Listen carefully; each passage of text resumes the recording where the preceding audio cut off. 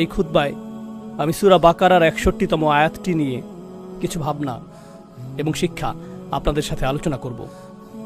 আর এই আয়াতটি নিয়ে কথা বলতে গিয়ে আমি মনে করি আয়াতটি নিয়ে গভীর চিন্তাকারী প্রত্যেক ব্যক্তি উপলব্ধি করতে পারবেন যে আমাদের জন্য এই সময় এই ধরনের আয়াত নিয়ে গবেষণা কেন গুরুত্বপূর্ণ। আল্লাহ আজ্জা ওয়া জাল্লা আয়াতটিকে একটি বিশেষ প্রেক্ষাপটে এখানে সন্নিবেশিত করেছেন। বনী ইসরাইল ফেরাউনের হাত থেকে রক্ষা পেয়েছিল, তারা ফেরাউন থেকে রেহাই পেয়েছিল, আর অনেক অনেক প্রজন্ম ধরে তারা ফেরাউনের শাসনের অধীনে বসবাস করে আসছিল। তো দীর্ঘ সময় ধরে তারা অধিকৃত জনগোষ্ঠী হিসেবে বসবাস করেছে কর্তৃত্ববাদী একটি শক্তির অধীনে, যা তাদেরকে শাসন করেছে, দাসতুল্য আচরণ করেছে এবং নিচু জাত হিসেবে গণ্য করেছে। এখন বিষয় হলো, নির্যাতনকারী এবং নির্যাতিতের মাঝে অদ্ভুত একটা সম্পর্ক রয়েছে।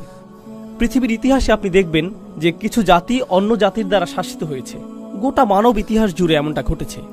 উদাহরণস্বরূপ জাপানিরা চাইনিজদের সাথে এমনটা করেছিল, ব্রিটিশরা পৃথিবীর অনেক দেশেই এমনটা করেছে, ডাচরা এমনটা করেছে ইন্দোনেশিয়াতে, ইত্যাদি ইত্যাদি। আর যখন এই আক্রমণকারী ঔপনিবেশিক শাসকরা কোথাও চলে আসে, সেখানে বিজয়ী হওয়ার পর তাদের বিরুদ্ধে যুদ্ধরতরা ছাড়া সাধারণ জনগণ, লক্ষ কোটি সাধারণ জনগণের কাছে প্রথমে মনে হয় না যে তাদের জীবনে খুব একটা পরিবর্তন এসেছে। রোমানরা বিজয়ী হওয়ার আগে যে কৃষক ছিল, রোমানরা বিজয়ী হবার পরেও সে কৃষকই রয়ে গেছে। তাদের প্রদত্ত কর হয়তো ভিন্ন কর্তৃপক্ষের হাতে যাচ্ছে, কিন্তু জীবন খুব একটা পরিবর্তিত হয়নি যুদ্ধের সময়টা বাদে। একইভাবে বিশেষত রোমান সাম্রাজ্য, মঙ্গোলীয় সাম্রাজ্য, অন্য যুদ্ধবাদ জাতিগুলো যারা গোটা পৃথিবী জুড়ে তাদের সাম্রাজ্যকে বিস্তৃত করেছে, তাদের এটা করার একটা পন্থা ছিল এই যে তারা বিদ্যমান অবস্থাতে তেমন একটা পরিবর্তন আনত না। তোমরা তোমাদের কার্যপদ্ধতি বজায় রাখো, যেভাবে চাষবাস করছিলে তা চালিয়ে যাও, বাজার যেভাবে চলছিল তা অব্যাহত রাখো, এখন শুধু অর্থ এই দিকে আসতে হবে, এইটুকুই। তো সাধারণ মানুষের কাছে অর্থনৈতিক পর্যায়ে ক্ষমতার এই রদবদলকে খুব বেশি পরিবর্তন বলে মনে হতো না। কিন্তু বিজয়ী শক্তির জন্য এটাও গুরুত্বপূর্ণ ছিল যে মানুষ যাতে জানতে পারে শহরে নতুন এক কর্তা এসেছে। করের অর্থ নীরবে নিভৃতে ভিন্ন গন্তব্যে সঞ্চালিত হবে এটুকুই যথেষ্ট না, বরং কর্তৃত্বের একটা বহিঃপ্রকাশও থাকতে হবে। মানুষের এটা স্বীকার করতে হবে যে একটি শক্তিধর সাম্রাজ্যের শক্তিধর সম্রাটের অধীনে বসবাস করছে তারা। আর যেভাবে তারা এটা করত তা শুধুমাত্র সামরিক শক্তি প্রদর্শনের মাধ্যমে না, কারণ সেটা ছিল অনেক ব্যয়বহুল। আর সেনাবাহিনী তো মূলত ব্যবহৃত হয় যুদ্ধক্ষেত্রে। সেনাবাহিনী ব্যবহৃত হয় গুপ্তচর বৃত্তির কাজে, গোপন সংবাদ সংগ্রহের কাজে। যখন আপনি জনগণ নিয়ন্ত্রণ করার জন্য সেনাবাহিনী ব্যবহার করবেন, সেই অনুপাতে তো জনসংখ্যাও অনেক বেশি, আর এটা সেনাবাহিনীর কাজও না। এজন্য এই ক্ষেত্রে অন্য অস্ত্র ব্যবহার করতে হবে। আমি এগুলোকে অস্ত্র হিসেবেই আখ্যায়িত করছি। আমেরিকাকে এখন বলা হয়ে থাকে হৃদয় এবং মনের নিয়ন্তা, এটাই বলা হয়ে থাকে। এখন আপনার আর বন্দুক এবং বোমার প্রয়োজন নেই। আপনার যা প্রয়োজন তা হলো বিনোদন, খেলাধুলা, কনসার্ট। রোমানরা এটা করেছে, সকল রাজারা এটা করেছে। তারা বড় ধরনের আয়োজন করত, তাদের বিভিন্ন জাতীয় উৎসবের দিন থাকত। জনগণকে এটা অনুভব করতে হবে যে সাম্রাজ্যের প্রতি তাদের আনুগত্য হলো নাগরিকত্বের অংশ। আর এই লোকগুলো বিজয়ী হয়েছে কারণ তারা জয়ী হওয়ার যোগ্য। তাদের বিজয়ী হওয়াটা ইতিবাচক বিষয়। তারা যদি জয়ী না হতো, সাম্রাজ্য হিসাবে আমরা অগ্রগতি অর্জন করতাম না। যদিও তারা আপনাকে নিজেদের অন্তর্ভুক্ত মনে করে না, কিন্তু তারা চায় যে আপনি তাদেরকে নিজেদের পরিবার হিসেবে গণ্য করেন। তারা কখনোই আপনাকে নিজের পরিবার হিসেবে গণ্য করবে না, কিন্তু তারা চায় যে আপনি তাদেরকে নিজেদের পরিবার হিসেবে গণ্য করেন। আর তারা এটা করে পতাকার মাধ্যমে, কুচকাওয়াজের মাধ্যমে, গান, প্রদর্শনী এবং প্রোপাগান্ডার মাধ্যমে। তারা এগুলো সৃষ্টি করবে। এমনকি ফেরাউনের সময়েও সে এগুলো সৃষ্টি করেছিল। আপনি ফেরাউন রাজবংশের ইতিহাস অধ্যয়ন করলে এটা লক্ষ্য করবেন। এটা অধ্যয়ন গুরুত্বপূর্ণ, কারণ কোরআনে বারবার ফেরাউনের আলোচনা এসেছে। আপনি যদি প্রাচীন মিশরীয় ফেরাউন সাম্রাজ্য নিয়ে জানেন, তারা প্রচুর পরিমাণে অদ্ভুত কিন্তু ভীতিকর এবং শক্তিশালী স্মৃতিস্তম্ভ নির্মাণ করেছিল, যেমন পিরামিড, স্ফিংস এবং অন্যান্য আরও অদ্ভুত ধরনের স্থাপনা, যা দেখার জন্য এখনও মানুষ এই সকল স্থান ভ্রমণ করে। আর এই সকল স্থাপনা এমনভাবে নির্মাণ করা হয়েছিল যে যখন মানুষ নৌপথে ভ্রমণ করত, তারা এই স্থাপনাগুলো নদীর তীরে দেখতে পেত। ও, এই লোকদের সাথে ঝামেলা করা যাবে না, দেখো তারা কি নির্মাণ করেছে। এটা ছিল ভীতি সৃষ্টির একটা মাধ্যম। কোরআনে আল্লাহ আজ্জা ওয়া জাল্লা পূর্ববর্তী জাতিগুলোর ব্যাপারে এই বিষয়টি বর্ণনা করেছেন। যেমন হুদ আলাইহিস সালামের জাতি, তারাও এটা করত। তারা মূর্তি এবং বিশালাকার স্থাপনা নির্মাণ করত, অন্য কোনো কারণে না, বরং একটা ভাবমূর্তি, একটা প্রভাব সৃষ্টির জন্য। ঠিক তো এটা কোনো একটা বিষয়ের প্রতীক। আপনারা জানেন, যখন আমেরিকার বিদ্রোহীরা ব্রিটিশ সাম্রাজ্যের বিরুদ্ধে যুদ্ধ করেছিল, তখন ফ্রেঞ্চরা যেহেতু ব্রিটিশদেরকে ঘৃণা করত, ব্রিটিশদেরকে মানসিক যন্ত্রণা দেওয়ার জন্য তারা স্ট্যাচু অফ লিবার্টি উপহার দিয়েছিল, ফ্রান্স এবং আমেরিকার মাঝে মৈত্রী সম্পর্কের প্রতীক স্বরূপ। আর স্ট্যাচু অফ লিবার্টি কিসের প্রতিনিধিত্ব করে? স্বাধীনতা, বাক স্বাধীনতা, ধর্মের স্বাধীনতা, মত প্রকাশের স্বাধীনতা, মানুষ হিসেবে যেমন ইচ্ছা বাঁচার স্বাধীনতা। যদিও ফ্রান্স এই স্বাধীনতাগুলো উদযাপন করে, সেখানে হিজাব পরিধান করলে আপনি চাকরি পাবেন না। বায়োডাটাতে আপনার নামে মুহাম্মদ উল্লেখ করলে চাকরির ইন্টারভিউর জন্য ডাক পাবেন না। সেই ব্যক্তি যিনি একজন সাদা চুলের, সাদা চামড়ার আলজেরিয়ান, তার নাম আব্দুল করিম, তিনি একটি চাকরির আবেদন করেছেন, কিন্তু তিনি তা পেলেন না। তিনি নিজের নাম পরিবর্তন করে জেক রাখলেন, আর সাথে সাথেই চাকরির ডাক পেয়ে গেলেন। এটাই স্বাধীনতা। কিন্তু এটা শুধু একটা প্রতীক। এটা মানুষকে দেখানোর জন্য যে এর প্রতিনিধিত্ব আমরা করি, এটাই আমরা উদযাপন করি। এটা করা হয় পতাকা এবং এই জাতীয় অন্যান্য জিনিসের মাধ্যমে। এখন বেশিরভাগ মানুষের ক্ষেত্রে কি ঘটে? বেশিরভাগ মানুষের ক্ষেত্রে এই সাম্রাজ্যগুলো যা করেছিল তা হলো, এই মানুষগুলো পৃথিবীর সম্পর্কে যেরকম চিন্তা করে তা নিয়ন্ত্রণ করত। আপনি যদি সেই সময় বসবাস করতেন, তাহলে তারা চাইতো যে তাদের মতো করে জগৎ আপনি চিন্তা করেন।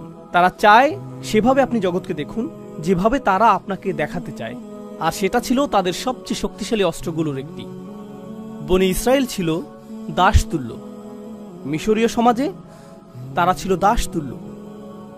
আর মুসা আলাইহিসসালাম তাদেরকে সেই দাসত্বের শৃঙ্খল থেকে মুক্ত করেছিলেন। এখন তারা মুক্ত।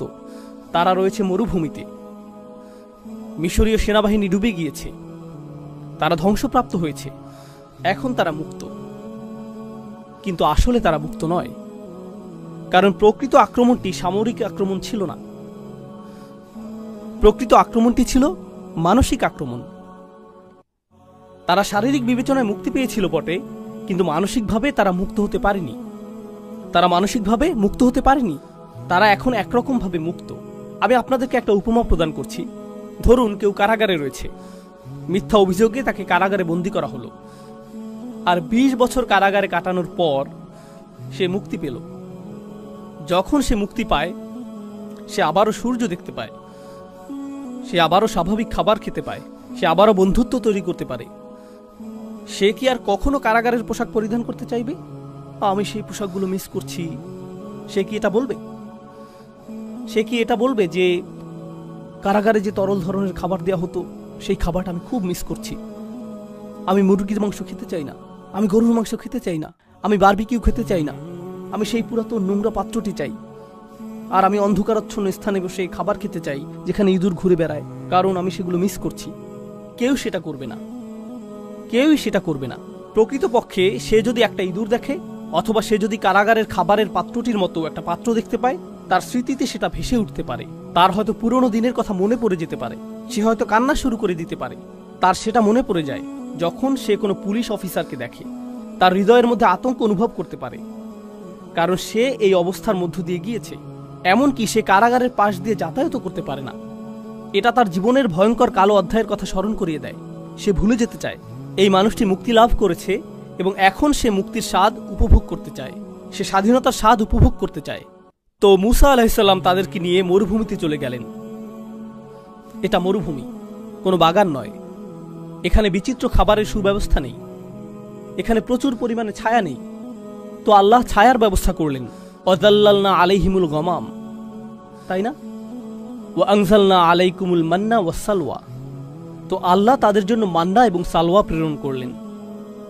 খাবারের ব্যবস্থা হয়ে গেল। টিকে থাকার জন্য প্রয়োজন ছিল পানি, যা এসেছে 12টি ঝর্ণাধারা থেকে। ফানফাজারাত ইসনাতা আশারাতা আইনা, 12টি ঝর্ণাধারা দেয়া হয়েছিল। আমিষের ব্যবস্থা করা হয়েছিল, সালওয়ার ব্যবস্থা করা হয়েছিল, এই পাখির ব্যবস্থা করা হয়েছিল। এই পাখি শিকার করে তারা মাংস আহার করতে পারত।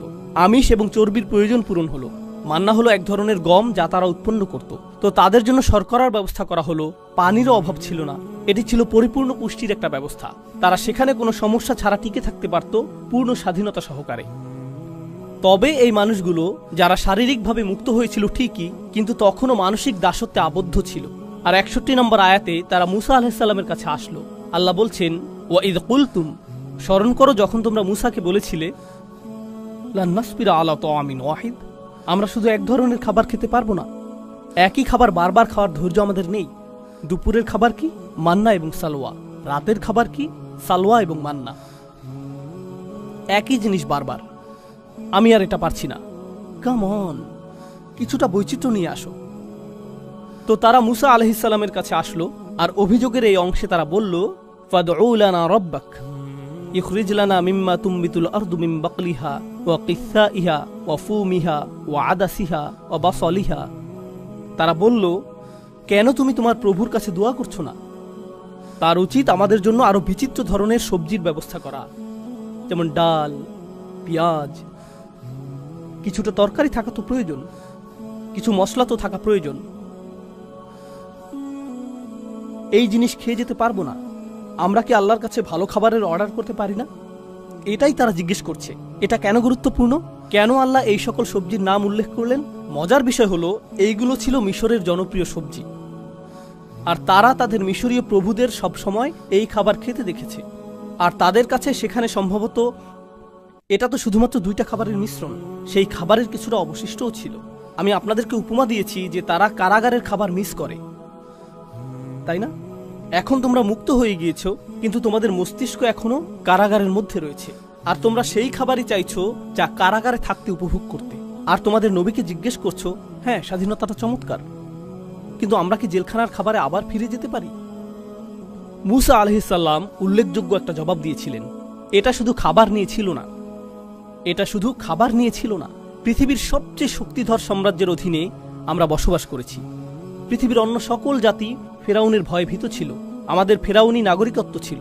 সর্বশ্রেষ্ঠ পরাশক্তি মিশরের পাসপোর্ট ছিল আমাদের, আমাদের গ্রিন কার্ড ছিল, সব কিছু ছিল আমাদের। এই সব কিছু ত্যাগ করে এখন আমরা মরুভূমিতে এসে পড়েছি। এই পাখি আর রুটি খাচ্ছি, এটাই স্বাধীনতা? এখানেই তুমি আমাদের নিয়ে এসেছো। আমরা পৃথিবীর 1 নম্বর জাতি থেকে পালিয়ে এসেছি, আর তুমি এভাবে আমাদের জীবনযাপন করতে বলছো? লক্ষ্য করুন, তারা 1 নম্বর জাতি ছিল না, তারা ছিল 1 নম্বর জাতির দাস। কিন্তু তাদের চিন্তায় আমরাই 1 নম্বর জাতি। কারণ মিশরীয় প্রভুরা তাদের মধ্যে এই ধারণা সৃষ্টি করেছিল যে তারা সেই সাম্রাজ্যের অংশ, যদিও আপনি আসলে একটা পতঙ্গ যা তারা তাদের পায়ের নিচে পিষ্ট করে। আপনি আসলেই পতঙ্গ ছিলেন যা তারা পিষ্ট করে। তারা এমনটাই ছিল। উদাহরণস্বরূপ, আমেরিকার রাজনীতিতে কিছু মানুষ ডোনাল্ড ট্রাম্পের জন্য পাগল ছিল, তার জন্য তারা উন্মত্ত ছিল। অনেক খ্রিস্টানরা জিসাসের চেয়েও ট্রাম্পের প্রতি বেশি আগ্রহী ছিল, আমরা এটা দেখেছি। আর এই মানুষগুলোর ঠিকমতো বিদ্যুৎ বিল পরিশোধ করতেও কষ্ট হয়ে যায়। তারা কোনো রকমে টিকে আছে, কিন্তু যখন ট্রাম্প আসে, ইয়ে আমরা আপনাকে ভালোবাসি, আর সে বলে আমিও তোমাদেরকে ভালোবাসি, সে আপনাদের কাউকেই ভালোবাসে না। কিন্তু সে অত্যন্ত সফলভাবে আপনাদের মাঝে এই ধারণা সৃষ্টি করেছে যে তাকে আপনাদের ভালোবাসা উচিত। সে সফলভাবে এটা করেছে। এটা ফেরাউনের কৌশল, ইতিমধ্যে এটা উল্লেখ করা হয়েছে। তো তারা ছিল দাস, কিন্তু সেখান থেকে মুক্তি পেয়েও সেই পুরাতন জিনিসই তারা চাইছে। ঔপনিবেশিক প্রভু তাদেরকে যা দিয়েছিল তাই তারা চায়। তারপর মুসা আলাইহিস সালাম বললেন, ইহবিতু মিসরান। এখানে মিশ্রণ শব্দটি আসলেই উল্লেখযোগ্য একটা শব্দ। আরবি ভাষায় মিশ্রণ অর্থ হলো গ্রামীণ উন্মুক্ত এলাকা। এখানে বলা যেত বালাদান, আরদান অথবা ওয়াদিয়ান, এই ধরনের যে কোনো শব্দই বলা যেত, কিন্তু আল্লাহ মিশ্রণ শব্দটি বাছাই করেছেন তানবিন সহকারে। মিশ্রণ এর শেষে নুন ধ্বনিটি শুনতে পাওয়া যায়, মিশ্রণ। কিন্তু মিশরের জন্য আরবিতে ব্যবহৃত শব্দটি হলো মিশ্র, তানবিন ছাড়া। এটাকে বলা হয় মামনু মিনাস সরফ। তো দুটি শব্দ দেখতে খুবই কাছাকাছি, কিন্তু তারা একই অর্থ প্রকাশ করছে না। আপনি যদি মিশ্র অথবা মিশ্রু বলেন, এটা মিশর, কিন্তু যদি মিশ্রণ অথবা মিশ্রুন বলেন, এটা গ্রামীণ উন্মুক্ত এলাকা। কিন্তু শব্দ দুটি খুবই কাছাকাছি। এটা এরকম যেন মুসা আলাইহিস সালাম বলছেন, তোমরা আরেক মিশরে ফিরে যেতে চাইছো, তোমরা নতুন একটা স্থানে যেতে চাইছো, কিন্তু আসলে তোমরা আবারও সেই মিশরের অবস্থায় চাইছো। আমি কোথা থেকে এসেছি তা নিয়ে আপনাদেরকে মজার একটা কথা বলি। আমি মূলত পাকিস্তানি বংশোদ্ভূত, আর আমি পাকিস্তান ভালোবাসি। আমি সেই গোটা অঞ্চলটাকেই আসলে ভালোবাসি। সেই অঞ্চলটির ইতিহাসের প্রসঙ্গে বলতে গেলে, বিশেষত বিশ্ববিদ্যালয় এবং হাই স্কুলের যেই ছাত্ররা এখানে রয়েছেন, আমি চাই যে আপনারা একটা বই পড়েন, বিশেষত যদি আপনি দক্ষিণ এশিয়া থেকে এসে থাকেন। যদি আপনি ভারত, পাকিস্তান, বাংলাদেশ, আফগানিস্তান, এমনকি শ্রীলঙ্কা এবং সেই অঞ্চলের অন্যান্য দেশ থেকে এসে থাকেন, আপনি বইটি পড়েন। বইটির নাম Islam and the English enlightenment. Islam and the English enlightenment. আমি চাই যে আপনি এই বইটি পড়েন। তো মূল কথায় আসি, ব্রিটিশরা ভারতকে উপনিবেশ করেছিল। তারা হিন্দু, মুসলিম, শিখদেরকে একটা সময় ধরে শাসন করেছে। ভারতীয়রা স্বাধীনতা আন্দোলন করেছে, বিশেষত মুসলিমরা লড়াই করেছে। দীর্ঘ সময় এতে কোনো ফল হয়নি। এদের তো পরস্পর শত্রু হওয়ার কথা ছিল। শত্রুর সব কিছুকে আপনার ঘৃণা করা উচিত, কিন্তু সেই শত্রু অত্যন্ত সফলভাবে এটা শিখাতে সক্ষম হয়েছিল যে যদি তুমি আমার ভাষায় কথা বলো তাহলে তুমি সাফল্য অর্জন করবে, যদি তুমি আমার মতো পোশাক পরো তাহলে তুমি সাফল্য অর্জন করবে, যদি তুমি আমার মতো খাবার গ্রহণ করো তাহলে তুমি সফল হতে পারবে, যদি তুমি আমার মতো কথা বলো, যদি তুমি আমার মতো আচরণ করো, যদি তুমি আমার মতো দেখতে হও, যদি তুমি ভান করো যে তুমি আসলে আমি, তোমার গায়ের রং শ্যামলা হলেও যদি ভান করো যে তুমি সাদা চামড়ার মানুষ, তাহলে আসলেই তুমি সফল হতে পারবে। ব্রিটিশরা কিন্তু খুবই ছোট একটা জাতি, না জানলে জেনে রাখুন। আমি অনেকবার ইংল্যান্ডে গিয়েছি। আপনি গাড়ি চালিয়ে কয়েক ঘন্টার মধ্যেই গোটা দেশটি অতিক্রম করতে পারবেন। যখনই আমি গাড়ি চালিয়েছি দেখেছি যে এর বেশিরভাগই ফসলের জমি। একটা শহর ফসলের জমি, আরেকটি শহর ফসলের জমি। আমি এটা দেখেছি আর বলেছি, ইয়া আল্লাহ, কোথায় এই লোকগুলো আর কোথায় গোটা পৃথিবী, কিভাবে এটা সম্ভব হয়েছে?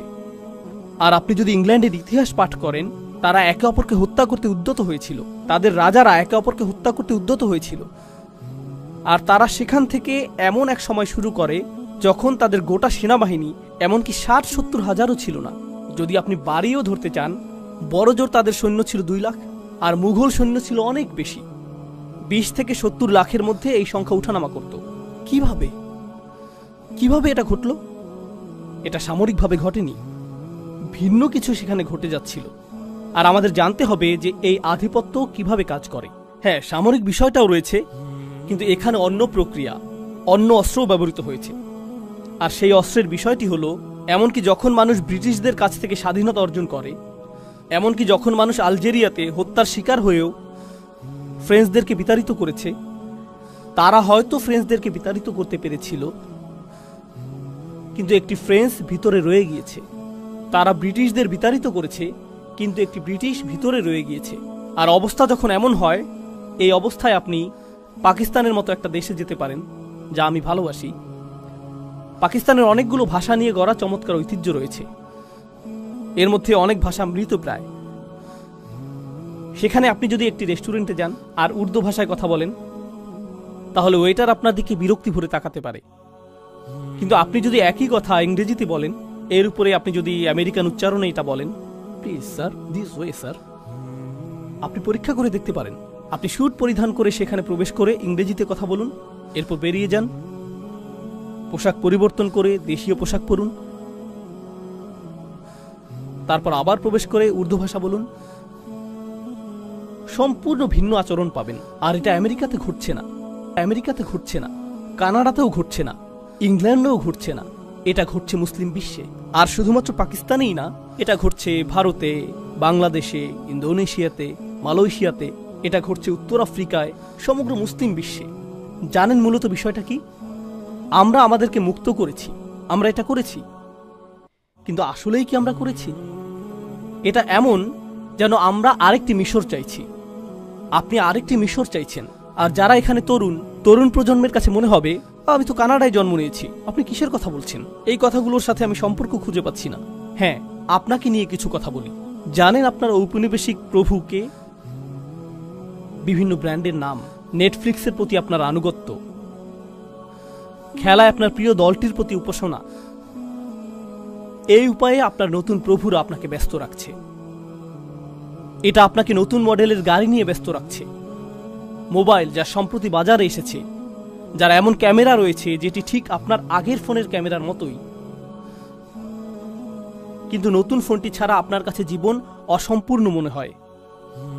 আপনাকে এটা পেতেই হবে, আপনাকে এটা দেখাতেই হবে।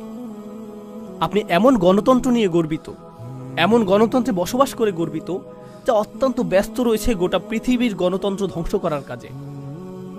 কিন্তু আপনি গণতন্ত্র নিয়ে গর্বিত। কমপক্ষে আমাদের তো অধিকার রয়েছে, আমাদের তো গণতন্ত্র রয়েছে। আর অন্য দেশের বিশৃঙ্খলাগুলো আমাদের চোখে ধরা পড়ে। তো এই আয়াতের মাধ্যমে আমি আপনাদের যা বলতে চাচ্ছি তা হলো, মুসা আলাইহিস সালাম তাদেরকে একটি সতর্কতা প্রদান করেছিলেন। এটাই যদি তোমরা চাও, তোমরা যদি আবারও দাসত্বের জীবন চাও, শারীরিকভাবে না হলে মানসিকভাবেও যদি তা চাও, তাহলে এগিয়ে যাও। নতুন এক মিশরে চলে যাও। এইবার তোমাদের শাসন করতে ফেরাউন আসবে না। ফেরাউন তোমাদের নিজেদের মাথাতেই রয়েছে, আর তোমরা নিজেকেই নিজে ঔপনিবেশিক দাস বানিয়ে রেখেছ। এটা অটো পাইলট। সর্বোত্তম দাস তো সেই যার জন্য আপনার কারাগার তৈরিরও প্রয়োজন নেই, সাশ্রয়ী দাস। এই দাসটি এমন দাস যে মনে করছে যে সে মুক্ত, এটা সহজতম পন্থা। এটা অসাধারণ। ব্যাংকিং ব্যবস্থা উন্নতির আগে এবং কর ব্যবস্থার উন্নতির আগে একটা সময় ছিল যখন রাজা সৈন্য প্রেরণ করত। এই সৈন্যবাহিনী এসে প্রতিটা ঘর থেকে অর্থ সংগ্রহ করত। পদ্ধতিটা এখন অনেক স্মার্ট হয়ে উঠেছে। তখন সেনাবাহিনীর জন্য খরচ করতে হতো, ঘোড়ার জন্য খরচ করতে হতো, ঘোড়ার গাড়ির একটা খরচ ছিল, যাতায়াতের একটা খরচ ছিল, তারপর তারা অর্থ সংগ্রহ করত। এভাবে মাঝখানে অনেক অর্থ খরচ হয়ে যেত। এখন স্বয়ংক্রিয় বিলিং সিস্টেম তৈরি করা হলো। মানুষ যখন মহাসড়কে গাড়ি চালাবে, তাদের কাছ থেকে স্বয়ংক্রিয়ভাবে টোল আদায় হয়ে যাবে। তারা বুঝতেও পারবে না, তারা অনুভব করবে যে তারা স্বাধীন। রাস্তার দৃশ্যটি কত চমৎকার। তারা এভাবে ডাকাতের শিকার হয়েও হাসতে থাকবে। তারা হাসতে থাকবে যখন আয়ের উপর কর প্রদান করবে। এক বোতল দুধ কেনার জন্য তারা কর প্রদান করবে, তারপর সেই বোতল রিসাইকেল করার জন্য আবার কর প্রদান করবে। একটি গাড়ি কিনতে, গাড়িটি পার্ক করতে, নষ্ট গাড়িটি সারাতে তারা কর প্রদান করবে। আমরা শুধু তাদের অর্থ নিতেই থাকবো, আর তারা হাসতে থাকবে আর বলবে, এটা তো চমৎকার। এটা ফেরাউনের চেয়েও অনেক কার্যকর দাস ব্যবস্থা। ফেরাউন এটা দেখলে গর্বিত হতো। ফেরাউনও বলতো, এটা অসাধারণ। ইহবিতু মিসরান ফাইন্না লাকুম মা সাআলতুম। আর আপনি যদি এই মানসিক দাসত্ব থেকে মুক্ত হতে না পারেন, এর পরিণাম কি? আলোচনাটি আমি আর দীর্ঘায়িত করতে চাই না, হাতে সময় সীমিত। শুধু একটা বিষয় বলছি। আল্লাহ বলেছেন এর পরিণতি কি? এটা সহজ। কোরআনে অনেকগুলো নিয়ম বা বিধান রয়েছে। আপনারা মাধ্যাকর্ষণ নিয়ম সম্পর্কে জানেন, আপনারা পদার্থবিজ্ঞানের নিয়ম সম্পর্কে জানেন, আপনারা প্রজ্বলনের নিয়ম সম্পর্কে জানেন, আপনারা রসায়নের নিয়ম সম্পর্কে জানেন, আপনারা শরীরতত্ত্ব সম্পর্কে জানেন। আপনি যদি বিষাক্ত কোনো খাবার গ্রহণ করেন, আপনার শরীর ক্ষতিগ্রস্ত হবে। এমন নিয়ম রয়েছে যা এটা বর্ণনা করে। এমন বিধান কার্যকর রয়েছে। আল্লাহ নির্দিষ্ট বিধান কার্যকর করে রেখেছেন। আপনি নিজের হাতকে আগুনের মধ্যে প্রবেশ করাতে পারবেন না। এখানে প্রজ্বলনের বিধানটি কাজ করবে, তাই না?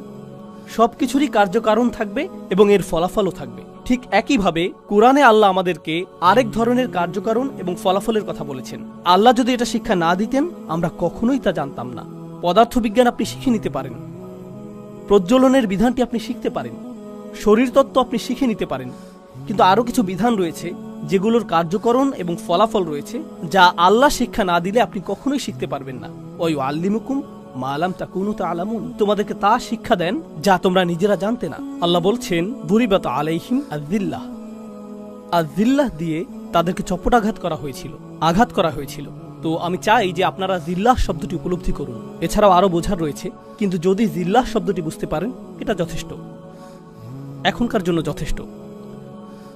তো আল্লাহ বলছেন, এই লোকগুলো যারা মানসিকভাবে দাসত্ব বরণ করতে চেয়েছিল, তারা জিল্লাহ দ্বারা আঘাতের শিকার হয়েছিল। তো এই শব্দটি দিয়ে আসলে কি বোঝাচ্ছে? এটা এসেছে আরবি শব্দ মুজাল্লাল থেকে, তরিকুন মুজাল্লাল, অর্থাৎ এমন পথ যার উপর মানুষ প্রচুর হাঁটে, যার ফলে এটা মসৃণ হয়ে যায়। যেমন আপনি যদি এমন স্থানে বসবাস করেন যেখানে পায়ে চলার জন্য আলাদা পথ না থাকে, সেটা যদি ঘাস এবং আগাছাপূর্ণ স্থান হয় আর মানুষ হাঁটতেই থাকে, তখন এই আগাছাগুলোর মাঝখানে মসৃণ পথ তৈরি হয়, সেখানে কিছু জন্মায়ও না। এটা হলো তরিকুন মুজাল্লাল, মসৃণ পথ। যেহেতু এর উপর অনেক হাঁটা হয়েছে, ফলে এটা মসৃণ হয়ে গিয়েছে। হাইতুন জলিল, এটা ব্যবহৃত হয় দেয়ালের ক্ষেত্রে। মানুষ দেয়াল নির্মাণ করে বাইরের মানুষকে দূরে রাখার জন্য, কিন্তু দেয়ালটি যদি 1 হাত পরিমাণ উঁচু হয়, এর ফলে মানুষ সহজেই ঢুকে পড়তে পারে। এটা অকেজো, কারণ এটা অনেক নিচু। এই ধরনের দেয়ালকে বলা হয় হাইত জলিল, এটা অনেক নিচু। এভাবে বাইতুন জলিল, যখন আপনি বাড়ি কিনেন, আপনি তা কিনতে চান উঁচু জায়গার উপর, কিছুটা উঁচু স্থানে, কারণ যখন বৃষ্টি নামবে পানি গড়িয়ে নেমে যাবে। কিন্তু আপনি যদি নিচু স্থানে বাড়ি কিনেন, অন্য সকল বাড়ির পানি আপনার বাড়িতে চলে আসবে, আপনার বাড়িই বন্যার শিকার হবে। এটাই বাইতুন জলিল। তারা জুলাল আল করম শব্দটি ব্যবহার করে এমন গলার হারের জন্য যাতে সস্তা পুঁতি থাকে, কিন্তু এর মাঝ বরাবর মূল্যবান কয়েকটি পাথর থাকে যা নিচে ঝুলে থাকে। তো দুল্লিয়াত আনাকিদু, মূল্যবান যে পাথরগুলো নিচে ঝুলে থাকে সেগুলোকে আসলে বলা হয় জুলাল, যেগুলো নিচে ঝুলে থাকে। মুহাম্মদ হাসান হাসান জাবাল কর্তৃক লিখিত আরবি ভাষার বিখ্যাত অভিধানে তিনি এই ব্যাপারে বলেছেন, নাকসুস ইরতিফা ইশাই, কোনো কিছু উঁচু ছিল কিন্তু এখন তা নিচু হয়ে গেল, এটাই দলিল। কেউ শক্তিশালী ছিল, এরপর সে দুর্বল হয়ে গেল, এটাই দলিল। সামাজিক দৃষ্টিকোণ থেকে কেউ আগে আত্মমর্যাদা সম্পন্ন ছিল, আর এখন মানুষের পায়ের নিচে পিষ্ট হওয়াকে এবং নত হয়ে থাকাকে সে উপভোগ করে, এটাই দলিল। তো মুসলিম সভ্যতার সাথে কি ঘটেছে? আজকের দিনেও এমন স্থান রয়েছে, আমি নিজে এমন স্থানে গিয়েছি, মুসলিম সমাজেই কোনো নারী যদি হিজাব পরিধান করেন, তিনি সেখানে অশিক্ষিত, গেয় এবং সেকেলে বিবেচিত হন। তারা পশ্চিমাদের থেকেও বেশি পশ্চিমা সাজতে চায়। পশ্চিমারাও এতটা পশ্চিমা সুলভ আচরণ করে না। কেন? কারণ আমরা এটা অনুভব করতে চাই যে আমরা আধুনিক অনুভব করতে চাই। আপনি লক্ষ্য করবেন যে যুদ্ধ বিধ্বস্ত দেশ, যেখানে গোটা দেশটি ধ্বংসপ্রাপ্ত হয়েছে, গণহত্যা চালানো হয়েছে, আর সেই মানুষগুলোই তাদের মূল্যবোধের অনুভূতি হলো এরকম, দেখো আমি কোন ব্র্যান্ডের বেল্ট কিনেছি, দেখো আমার জুতাগুলো, দেখো আমি কোন স্যুটটি কিনেছি, এটাই তার মূল্যবোধের উৎস। প্রভু বলেছে, আমার কাছ থেকে কিনো, আমাকেই কর প্রদান করো, আর একই সাথে গর্বিতও বোধ করো। মানুষ এর চেয়ে বেশি দলিল কিভাবে হতে পারে? মানুষ এর চেয়ে নিচে আর কিভাবে নামতে পারে? এটা হালাল এবং হারামের বিষয় না। আমি চাই যে আপনারা বিষয়টা উপলব্ধি করুন। এটা হারামের সাথে সম্পর্কিত না, এটা আত্মমর্যাদার বিষয়। আমি সমাপ্তি টানছি এই বলে যে পৃথিবীর সকল সংস্কৃতি হলো আদম আলাইহিস সালামকে যা দেয়া হয়েছিল তা থেকে আগত। আনজালনা আলাইকুম লিবাসান ইউআরি সাওআতিকুম ওয়ারিশা। আদম আলাইহিস সালামকে বলা হয়েছিল, আল্লাহ তোমার জন্য পোশাক প্রেরণ করেছেন যাতে তোমার লজ্জাস্থানকে আবৃত করতে পারো। তো আপনি যদি পরিধান করেন বাংলাদেশি পোশাক, পাকিস্তানি পোশাক, আফগানি পোশাক, আমেরিকান পোশাক, ব্রিটিশ পোশাক, জাপানি পোশাক, এই সবগুলোরই সূচনা হয়েছে আদম আলাইহিস সালামকে যা প্রদান করা হয়েছিল তা থেকে। আর আল্লাহ তার কিতাব এবং তার রাসূলের সুন্নাহর মাধ্যমে আমাদেরকে পথ নির্দেশনা দিয়েছেন পোশাকের থেকে অজ্ঞতা দূর করার জন্য। আপনি পরিশীলিতভাবে জাপানি পোশাকও পরতে পারেন, আপনি পরিশীলিতভাবে আমেরিকান পোশাকও পরতে পারেন, চাইনিজ অথবা অন্য যে কোনো জাতির পোশাকই পরতে পারেন। সংস্কৃতি প্রত্যাখ্যানের বিষয় নয়, বরং ঔপনিবেশিক প্রভুত্বকে প্রত্যাখ্যান করা উচিত। শাসন করার মানসিকতাকে, শাসকের উপাসনাকে প্রত্যাখ্যান করা উচিত। আর সুবহানাল্লাহ, আমরা অত্যন্ত চমৎকার সময়ে বসবাস করছি। এই সময়ে আমাদের জন্য এই ধরনের আয়াত নিয়ে গভীর চিন্তা করার মাধ্যমে বিশেষত তরুণ প্রজন্মের কাছে একটা সুযোগ রয়েছে ঔপনিবেশিক মানসিকতা থেকে উম্মাকে মুক্ত করার, যা মুসলিম চিন্তাকে আচ্ছন্ন করে রেখেছে 1 শতাব্দীরও বেশি সময় ধরে। মুসলিমরা হলো পৃথিবীর বুকে শক্তিশালী একটা জনগোষ্ঠী। আমরা বেশ কয়েক শতাব্দী ধরে ঘুমিয়ে আছি। আমাদের কিছুটা খারাপ সময় পার করছি, আমরা শুধুমাত্র খারাপ সময় পার করছি, কিন্তু এর অর্থ এটা না যে আমরা দুর্বল, আমরা ঘুমন্ত সিংহ। আমরা জেগে উঠতে শুরু করছি। গাজায় যা ঘটে যাচ্ছে তা শুধুমাত্র পৃথিবীর জন্য চক্ষু উন্মোচনকারী নয়। এটা শুধু আমেরিকানদের সচেতন করা না যে আমরা বাক স্বাধীনতার কথা বলে থাকি কিন্তু তা আসলে আমাদের নেই। আমরা মত প্রকাশের স্বাধীনতার কথা বলে থাকি কিন্তু আসলে তা আমাদের নেই। আমরা প্রতিবাদ মিছিলের স্বাধীনতার কথা বলে থাকি কিন্তু তা আসলে আমাদের নেই। এটা শুধুমাত্র আমেরিকানদেরকে এই গুরুত্বপূর্ণ বিষয়গুলো নিয়ে সচেতন করা না, বরং এই চিন্তাও জাগ্রত করা যে তারা আমাদেরকে দাসের মতোই বিবেচনা করেছিল আর অদৃশ্য বেড়া তৈরি করে রেখেছিল।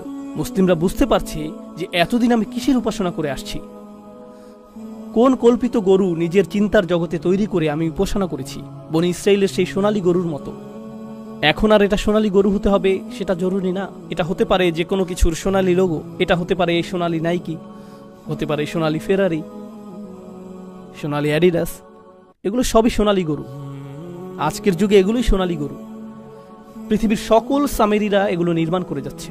তো আমি মনে করি যে এটা নতুন একটা সূচনা, এটা নতুন জাগরণের সূচনা। আমরা এখন আর সাংস্কৃতিক আগ্রাসনের শিকার হব না। আমরা নিজেদেরকে প্রকাশিত করতে পারি এবং নিজেরাই চিন্তা করতে পারি, আর আমরা সত্য ছাড়া অন্য কিছুর অনুগত হব না। আমরা পৃথিবীকে সত্য প্রত্যক্ষ করার আমন্ত্রণ জানাতে পারি, এমন কারো চোখ দিয়ে দেখা থেকে বিরত থেকে যে এতদিন নিয়ন্ত্রিতভাবে কারসাজি করে সত্য গোপন করে এসেছে। আল্লাহ আজ্জা ওয়া জাল্লা আমাদের হৃদয় এবং মনকে মুক্তি দান করুন। বিশেষভাবে এই প্রজন্মকে আল্লাহ সামর্থ্য দান করুন যারা উম্মাকে ঔপনিবেশিক সেই প্রভুত্ব থেকে মুক্ত করবে যা এখনো ভিতরে রয়ে গিয়েছে, যা বহির্গত প্রভুত্ব থেকে কোনো অংশে কম নয়। বারাকাল্লাহু লি ওয়া লাকুম ফিল কুরআনিল হাকিম ওয়া নাফা'নি ওয়া ইয়্যাকুম বিল আয়াতি ওয়া যিকরিল হাকিম।